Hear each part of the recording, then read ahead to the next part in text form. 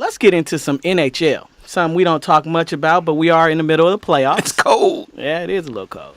The Washington Capitals, they've had one of the best players in the league, Alex Ovechkin, for the last few years. Say that again. hey, all day I was about to call him Ovi. Yeah. You should have just called him Ovi. You should just called him Ovi. You was a brave man. Oh, God. If he can say the freak Greek last week, I can say Ovechkin. That was on purpose. But look, they You should have haven't seen been. how fast Kenyon's eyes cut towards you. It was funny. Hey, look, so they haven't been able to make it out of the second round of the playoffs with him. They just knocked off the Maple Leafs, Toronto, yeah. and now they're about to take on the Penguins. Kev, is this the year that you can get over the Clipper curse out there? Oh, wow. Listen, man, it better be. And here in the DMV, the Caps been struggling, man. I mean, they've been the best team in hockey on paper for the last couple years, but they keep falling in the playoffs, like you mentioned, specifically. Did you hear that, Kev? That's paper being balled up and thrown in the trash can. Hey, it sounds like you losing hope. But I think this is the year, and I'll say this why. Their problem, specifically against Pittsburgh last year, was that they struggled with depth. I mean, Pittsburgh stars didn't necessarily beat them. It was the fact that they could go up and down their lineup, and the Caps just weren't that deep. So they had a similar offseason approach to like what Golden State did when they lost to a team they thought they should have beat. So they intentionally spent their offseason getting depth, getting players that they think could take them over the hump. So, I mean, you have guys like Connolly and Lars Eller they got in free agency, and then the Young Bucks from last year, Orlov and Schmidt, who kind of showed their inexperience in the playoffs, but this year they got that time under their belt. I think they'll get over the hump this time. They better. In addition to that, you've got the Penguins, right, who are missing two key players, Letang and Matt Murray. And I think in this series, those injuries are going to show up. That's their demons, though. They split the season series, though. Yeah. The thing is, I think is it Brayton, the goalie? The goalie. He showed he stood up on game 5 and 6. If he plays like he plays those two games in the last series, they got a shot. Shades of Jonathan Quick 2 years ago. Yeah, I think if backup goalie comes up. If they do exercise their demons and get past Pitt, they actually have an easier draw in the conference finals, which is odd that you're the number 1 seed and you play a weaker team because it's the Rangers or Ottawa. Yep. Out of that, so yeah, they have no problems with them. It's Pittsburgh. It's always Pittsburgh. Sid the Kid. So it's a lot of hope with that. All right, let's get to hit or flop. Earlier today, we released a poll on our Twitter at the League AM, and we got quite a bit of response about AP going to the Saints.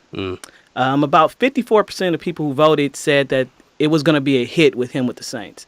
So what I'm asking is, I mean, we have Sean Payton. We know if you're a fantasy player, he doesn't like running backs. He splits them up. Oh, you said fantasy. I thought you said fancy. So my question, will it be a hit or a flop, AP on the Saints? I think it's a hit for that reason. I think he's going to be a good fantasy football player, running back. In that offense, the defense is still going to be shit. Unless they draft. I mean, this is what the draft is. This is. We'll see. Yeah. We'll see. But yeah, I mean, I agree with Devin. I think it's a hit for their offense. It's good for Breeze too because it'll bring The best thing about it is That's the best running back, quarterback. Yeah, exactly. They can't just stack the box now. They can't just there's only so many. He limits the options. He's going to run against 7-man fronts and also will be able to chew up the clock, which helps the defense. Yeah. When you're pass heavy, your time of possession goes down.